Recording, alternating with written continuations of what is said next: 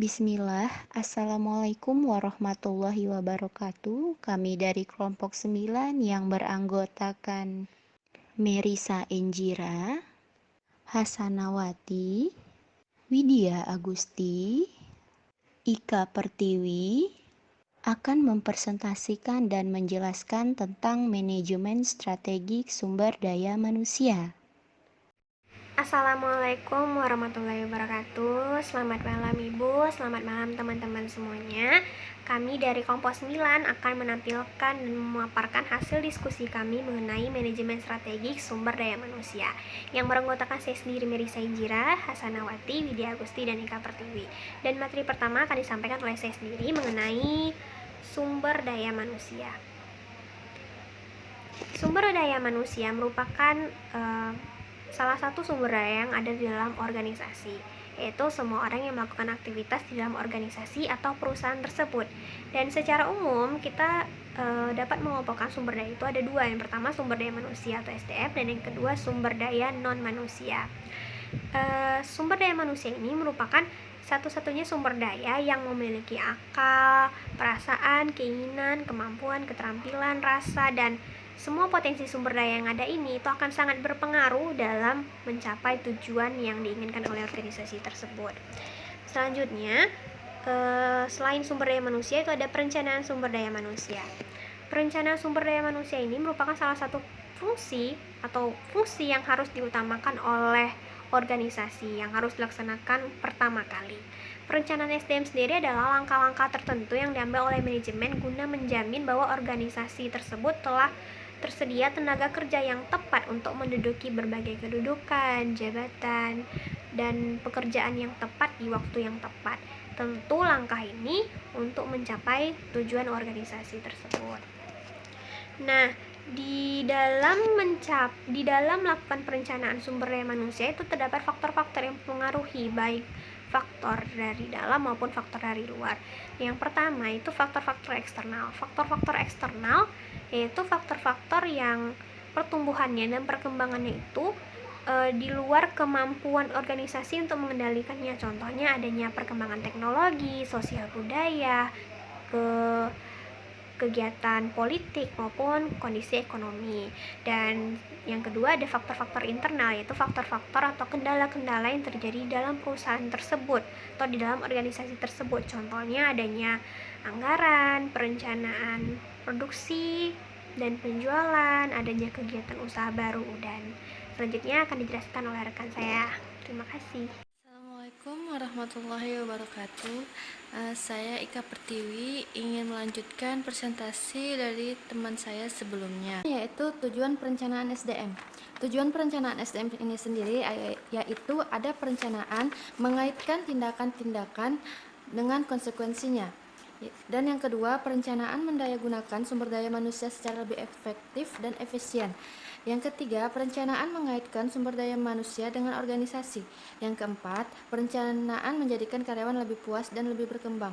Jadi maksudnya di sini tujuan dari perencanaan SDM ini sendiri mematangkan dari kemampuan SDM yang dimiliki perusahaan itu.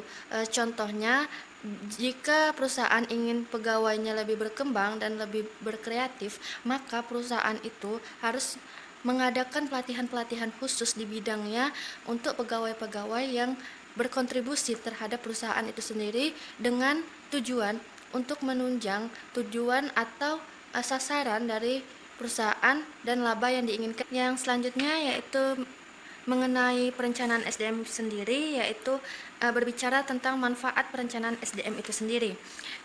Manfaat dari perencanaan SDM itu sendiri dapat memanfaatkan SDM yang dimilikinya dengan baik. Maksudnya di sini adalah perusahaan dapat memanfaatkan SDM yang dimilikinya dengan baik itu agar perusahaan tidak membuang-buang biaya untuk melakukan perekrutan secara terus-menerus dengan karyawan yang tidak efektif.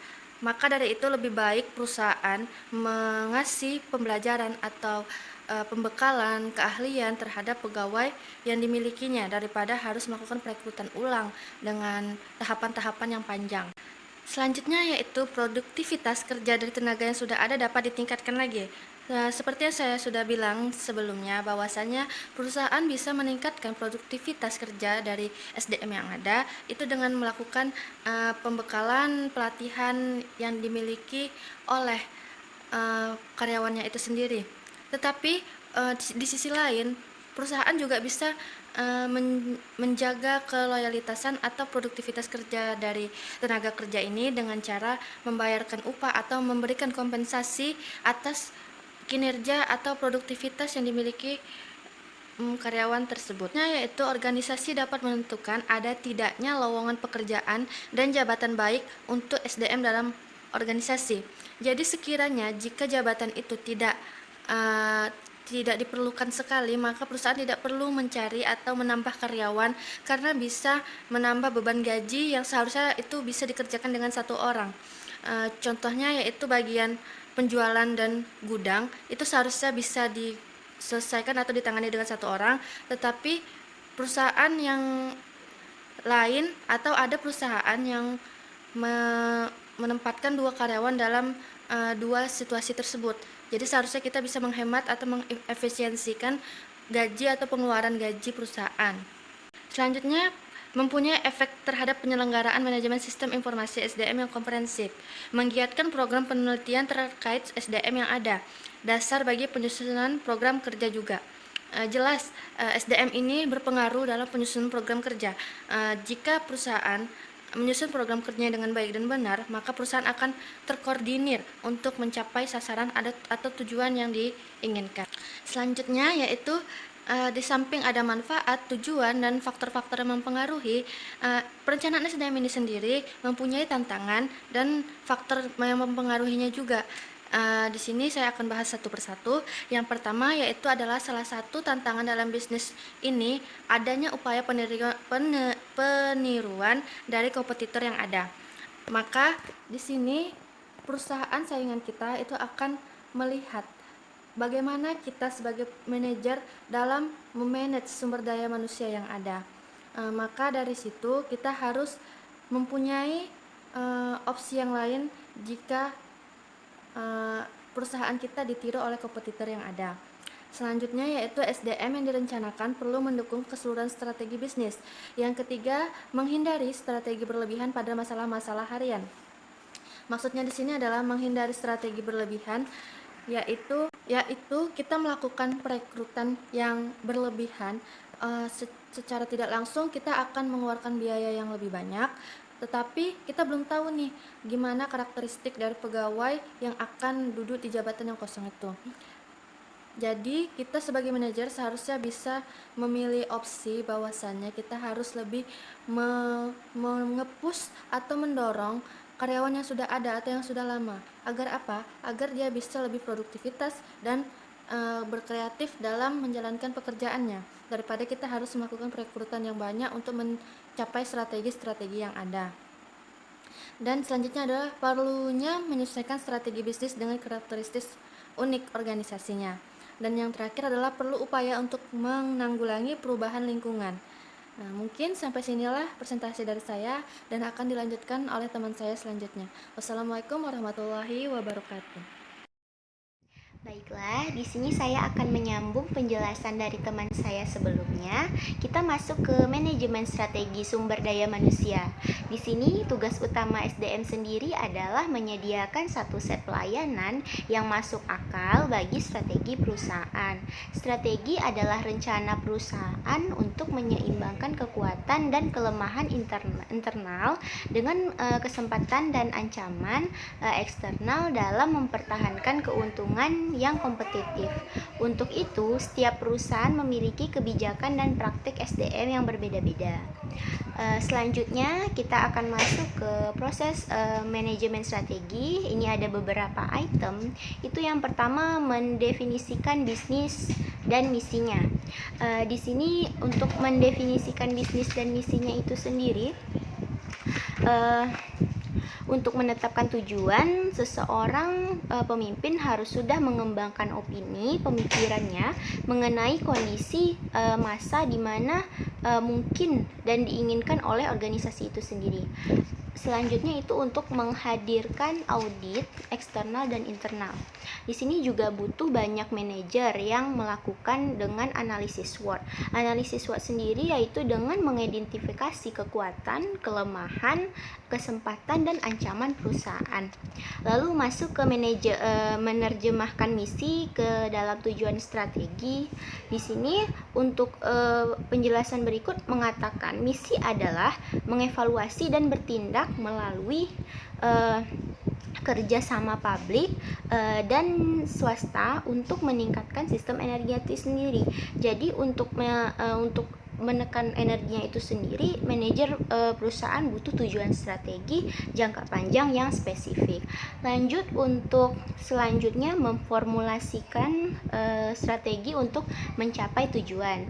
Di sini juga termasuk untuk itu seseorang karyawan harus mengimplementasikan karena perusahaan itu sendiri membentuk strategi yang bisa untuk dikomunikasikan.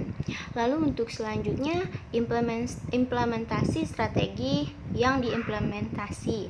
Di sini maksudnya itu melibatkan, menggunakan dan mengaplikasikan seluruh fungsi manajemen, perencanaan, pengorganisasian, penyusunan staf dan pengontrolannya.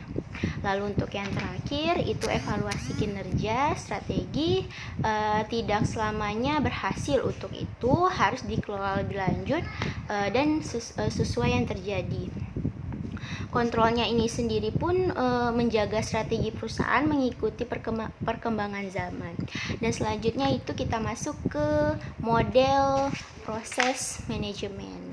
Oke, bisa dilihat model proses manajemen ini sendiri ada dua. Yang pertama perumusan strategi, yang kedua pelaksanaan strategi. Perumusan strategi ini sendiri melibatkan untuk menentukan arah strategi perusahaan dan mendefinisikan misi dari sarana-sarana perusahaan.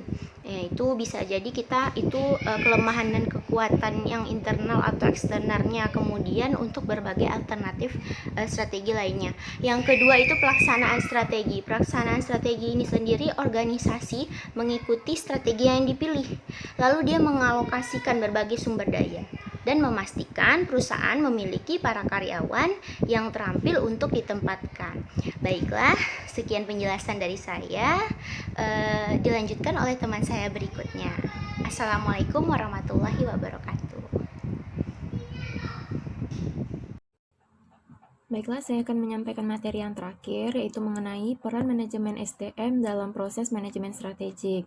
Nah, keberhasilan proses manajemen strategik ini tergantung pada sejauh apa fungsi manajemen SDM dilibatkan. Nah, terdapat 4 tingkat atau hubungan antara fungsi perencanaan strategik dan fungsi manajemen SDM, yaitu yang pertama ada hubungan administratif. Pada hubungan administratif ini, fokus perhatian manajemen SDM-nya berfokus pada aktivitas sehari-hari dan terpisah dengan unsur proses manajemen strategik. Yang kedua, ada hubungan satu arah. Pada hubungan satu arah ini, rencana strategik diinformasikan ke bagian manajemen SDM.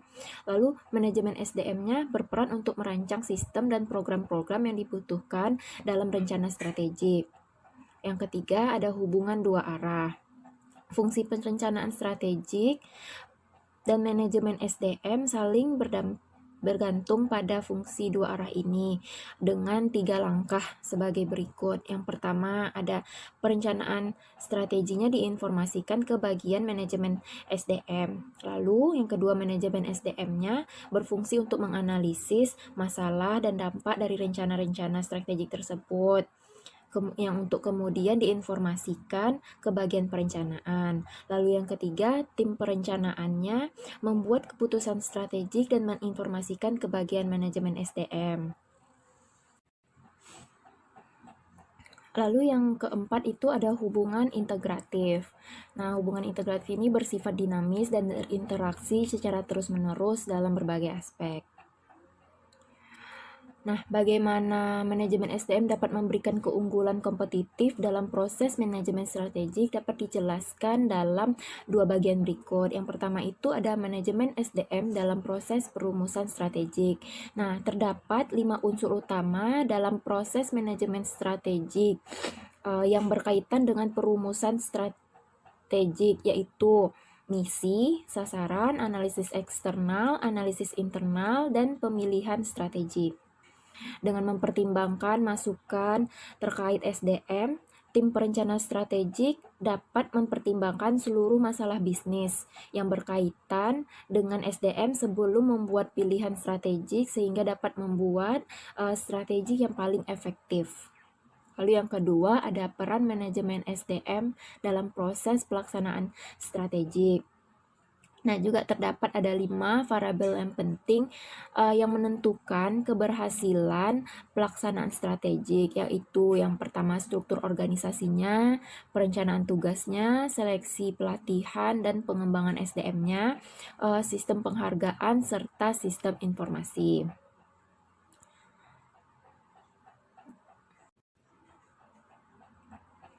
Lalu selanjutnya itu mengenai tantangan strategik SDM.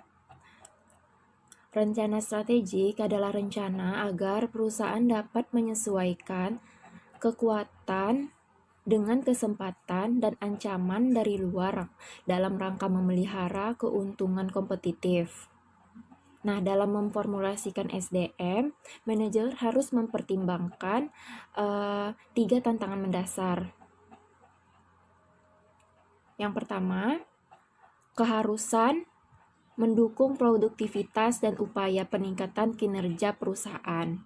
Lalu yang kedua, karyawan memainkan peran yang luas dalam usaha. Dan yang ketiga itu, SDM harus terlibat lebih jauh dalam mendesain dan tidak hanya melaksanakan rencana strategik perusahaan.